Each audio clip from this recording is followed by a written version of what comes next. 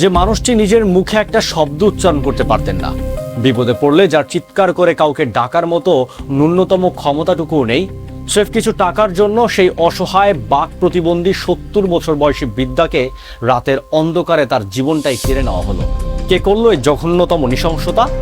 কোনো দূরের ডাকাত নয়, বরং যাদেরকে তিনি গত ২৫ বছর ধরে নিজের সন্তান, নিজের পরিবার ভেবে এসেছিলেন, তাদেরই মাঝ থেকে বেরিয়ে আসা কিছু মানুষ নামের পশু। কিছু মানুষের পৃথিবীতে জন্মই নেয় শুধু অবহেলা, একাকিত্ব আর নির্মম কষ্টের বোঝা বয়ে বেড়ানোর জন্য। তারা প্রতিদিন আমাদের চোখের সামনে দিয়ে শুকনো পাতার মতো জীবনের নিষ্ঠুর স্রোতে ভেসে বেড়ায়। আমরা তাদের পাশ কাটিয়ে চলে যাই, কিন্তু আমাদের এই তথাকথিত সভ্য সমাজের কেউ একটা মুহূর্তের জন্য থমকে দাঁড়িয়ে জিজ্ঞেস করে না, মা তুমি কেমন আছো? বলছিলাম, নরসিংদীর রায়পুরার মেথিকান্দা রেলওয়ে স্টেশনের সেই চির পরিচিত সবার প্রিয় ৭০ বছরের বৃদ্ধা বুবি বেগমের লোমহর্ষক ট্র্যাজেডি নিয়ে।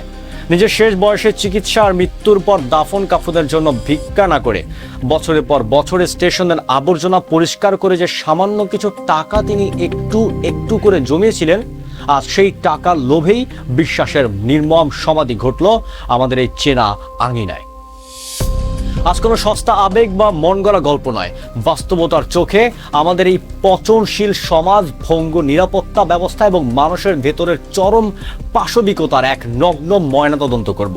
ভিডিওটি ১ সেকেন্ড স্কিপ না করে শেষ পর্যন্ত দেখুন, কারণ আজকের এই ঘটনা আপনার ভেতরের ঘুমন্ত বিবেককে একটু হলেও নাড়া দিতে বাধ্য হবে। ২৫ বছর আগে একটা ছোট ঝোলা হাতে মেথিকান্দা রেল স্টেশন এসে থিতু হয়েছিলেন বাক প্রতিবন্ধী বুবি বেগম। হয়তো রক্তের সম্পর্কের মানুষগুলো এই অসহায় নারীকে জীবনের বোঝা মনে করে ছুঁড়ে ফেলে দিয়েছিলেন, কিন্তু স্টেশনে এসে আশ্রয় নিলেও তিনি কখনো কারো কাছে হাত পাতেননি, ভিক্ষা করেননি। স্বেচ্ছায় স্টেশনের পরিচ্ছন্নতা কাজ করতেন, আর বিনিময়ে দোকানদাররা ভালোবেসে যা দিতেন তাতেই অল্পে সন্তুষ্ট থেকে চলতো তার সাদামাটা জীবন। কষ্ট করে প্রতিটা পয়সা বাঁচিয়ে তিনি জমিয়েছিলেন প্রায় ৪০,০০০ টাকা।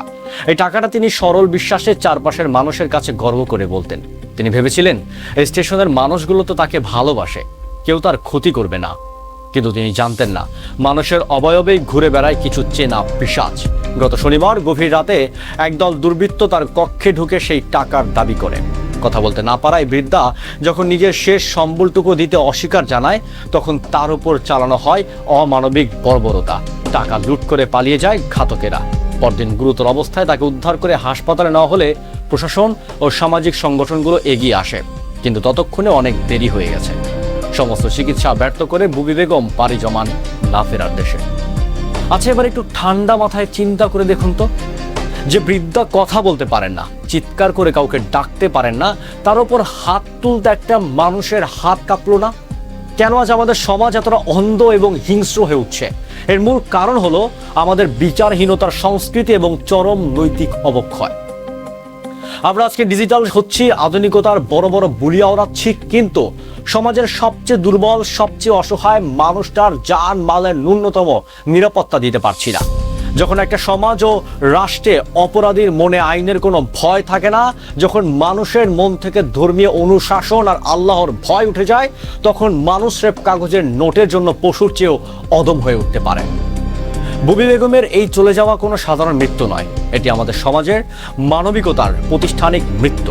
আমরা শুধু বাহ্যিক চাকচিক্য নিয়ে ব্যস্ত, অথচ আমাদের চারপাশটা যে এক একটা অপরাধের চারণভূমি হয়ে উঠছে সেদিকে আমাদের কোনো খেয়ালই নেই। তাই বলতে চাই, বুবির মতো হাজারো অসহায় মানুষ আজ বিভিন্ন স্টেশন, ফুটপাত আর রাস্তার মোড়ে জীবনের চরম নিরাপত্তাহীনতার দিন কাটাচ্ছেন।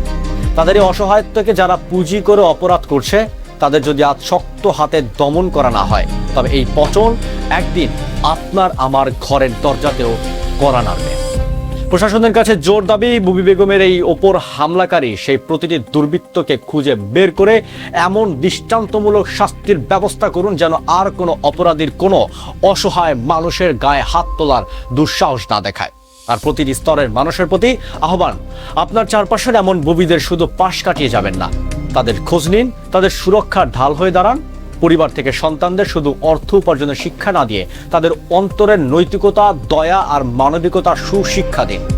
মা বুবি আর কোনোদিন কথা বলবেন না, ওপার থেকে আর কোনোদিন কোনো আর্জি নিয়ে আমাদের সামনে এসে দাঁড়াবেন না। কিন্তু তার এই চির নীরব মৃত্যু আজ আমাদের এই তথাকথিত সভ্য সমাজ, এই ভঙ্গুর রাষ্ট্র ব্যবস্থা আর আমাদের প্রত্যেকের ঘুমন্ত বিবেককে এক কঠিন কাঠগড়ায় দাঁড় করিয়ে দিয়ে গেল। একবার চোখ বন্ধ করে সে অন্ধকার রাতের কথা ভাবুন তো, যে বৃদ্ধা মুখে ভাষা ফোটাতেন না, চিৎকার করে কাউকে ডাকার শক্তি যার ছিল না, নিজের শেষ সম্বলে 40,000 টাকা বাঁচানোর জন্য পিশাচগুলো লাঠির আঘাত যখন তার জীর্ণ শরীরে এসে পড়ছিল, তখন তিনি কতটা অসহায়ভাবে শুধু ফুপিয়ে ফুপিয়ে কেঁদেছিলেন। 25 বছর ধরে যে মানুষগুলোকে তিনি নিজের পরিবার ভেবে ভুল করেছিলেন, শেষ রাতে তাদেরই কোনো এক রূপধারী পিশাচ তার জীবনের আলোটাই নিভিয়ে দিল। আসলে আমরা বড় স্বার্থপর, বড়ই নিষ্ঠুর। আমরা তো হুজুগে মেতে ফেসবুকে দুটো সান্ত্বনার কমেন্ট লিখে নিজেদের দায়িত্ব শেষ করে ফেলি, অথচ তার মতো এক একটি অসহায় প্রাণ যখন আমাদের চোখের সামনে নিয়তির নির্মম স্রোতে ভেসে যায়, তখন আমরা শুধু দূর থেকে তামাশা দেখি।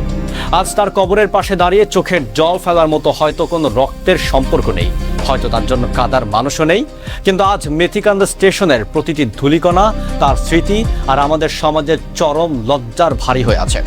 আসুন, আজ কোনো অসহায় মানুষের জীবন যেন টাকার লোভে এভাবে পিষে ছারখার না হয়ে যায়, সেজন্য আজই নিজেদের বিবেককে জাগ্রত করি, নিজের সাধ্য অনুযায়ী চারপাশের অসহায় মানুষের পাশে দাঁড়ানোর চেষ্টা করি। তো বন্ধুরা, আজকের মতো বিদায় নিচ্ছি ঠিকই, তবে যাচ্ছি না। খুব শীঘ্রই ফিরছি নতুন কোনো ঘটনা আর তার আড়ালের বাস্তব ঘটনা থেকে জীবনমুখী শিক্ষার বার্তা ছড়ে দিতে। কারণ ভয়েস অফ সুমনের উদ্দেশ্য একটাই, সচেতনতার জন্য, সুন্দর এক পরিবর্তনের জন্য। ধন্যবাদ। আসসালামু আলাইকুম।